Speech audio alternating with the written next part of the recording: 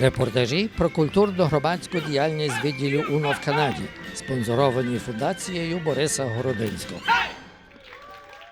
Thank you very much for pulling out some time to be with us here because we would like to, one, congratulate you on the excellent way that you've prepared the logistics and the on-spot, how do I say, everything for the Triennial Congress.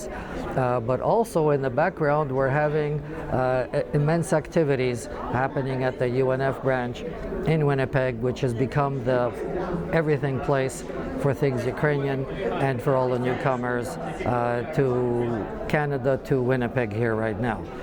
So Joanne, first of all, welcome. And we're going to be visiting your branch and your location within a few minutes. So if you could guide us along what we're going to be seeing there and the narrative for all the work that's happening. We welcomed over 300 and some Ukrainians, and that was on the May long weekend on Victoria Day. So what happens, these people come to Winnipeg, they're greeted at the airport. I'm sure you saw our greeting station full of sunflowers, and they're taken to the Best Western Hotel, where we have a room called the Hub. And these people can get their SIN numbers, their medical cards, information about housing, information, a cook is there, health people are there.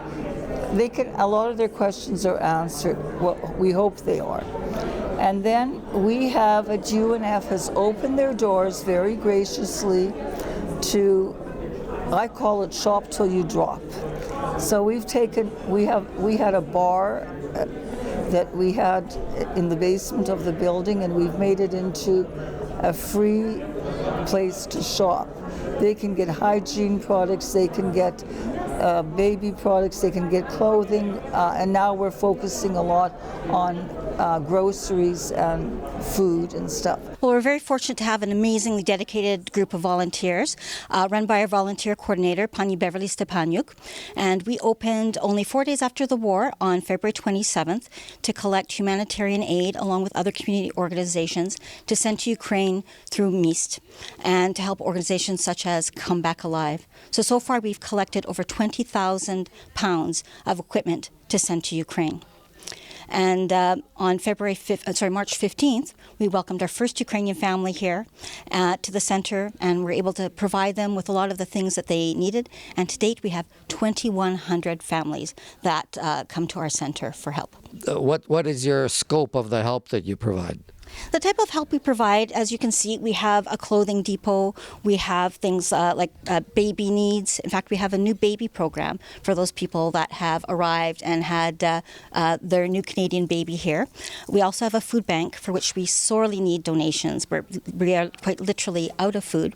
But we also help with housewares and recently, we had to close our donated warehouse space where we had furniture and other goods. So now we have a virtual exchange program where members of the community give us furniture and other items. We post them online for our newcomers to pick up. How do you see this developing in the future? Where are you going with this building and with the services that you're providing?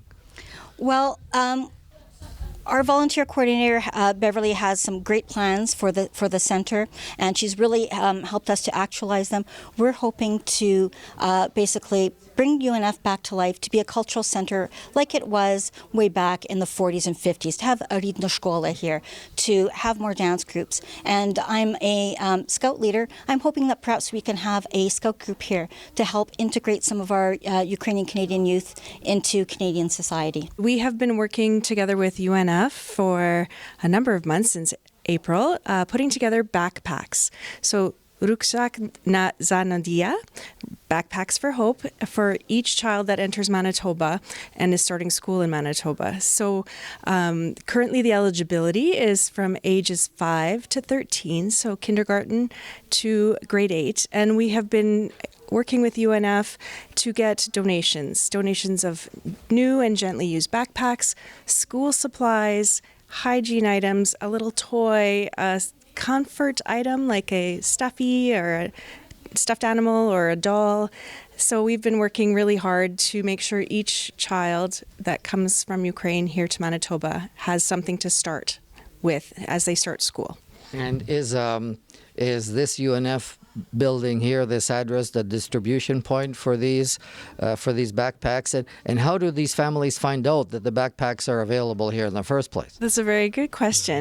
On our website at mpue.ca/backpack, there is a sign-up form where families that are coming to Manitoba on the KONTAKT visa can sign up for their child to receive a backpack. And we ask questions about their age, what grade they're going into, and what their interests are. So every backpack has some personalization to it, where if a child says they like ponies, we try and put a little pony in it. Or if they like basketball, we try and make it customized to make sure that they really enjoy the gift. We are actually in a point in time where we're really looking for donations. Really, since April, we have filled over 1,000 backpacks, and we have at current rate, we probably have another 250 to fill that are just waiting for their backpacks. So we're really doing a call out for donations. Monetary donations can be made at our website. And here also at UNF is a drop-off point for people who are bringing donations, whether it's school supplies, toys, those sorts of things. And we work together to ensure that we can get every child that comes one of these backpacks. Я сюди приїхала лише в серпні. В місяці, тобто я приїхала зі Львова з своїми 3 синами і прийшла волонтерити зразу сюди.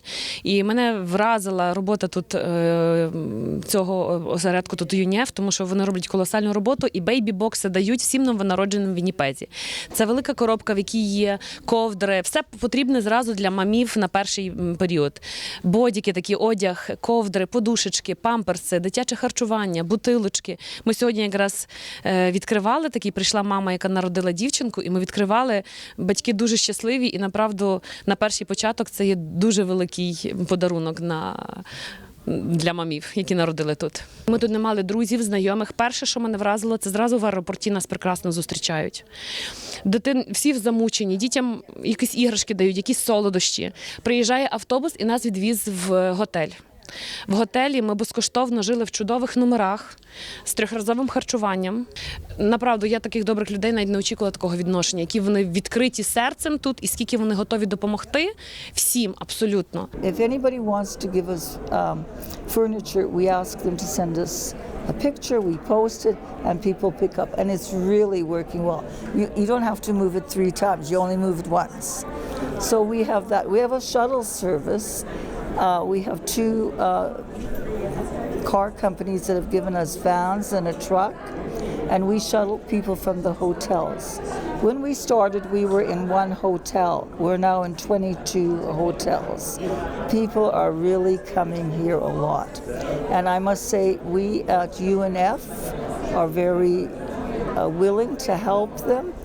We also have a job bank where I have no paid staff, but I have 75 people on the average working every day. Wow. As you see, you saw a lot of volunteers here. Helping here. You know, volunteering is a way of life in Manitoba. We have the festival called Folklorama. The KONTAKT Pavilion is into its 51st year, and we have 300 or 400 volunteers there daily. So, you know, our volunteer base is very well nourished. So these volunteers work every day at the hub, at the UNF, and now we're even encouraging the newcomers. And it's amazing. They're coming and they're helping. So, you know, they're trying to find their place in the niche here in Manitoba. If they stay, we will be very grateful. If they go back, we understand. Репортажі про культурно-громадську діяльність відділу УНО в Канаді, спонсоровані фундацією Бориса Городинського.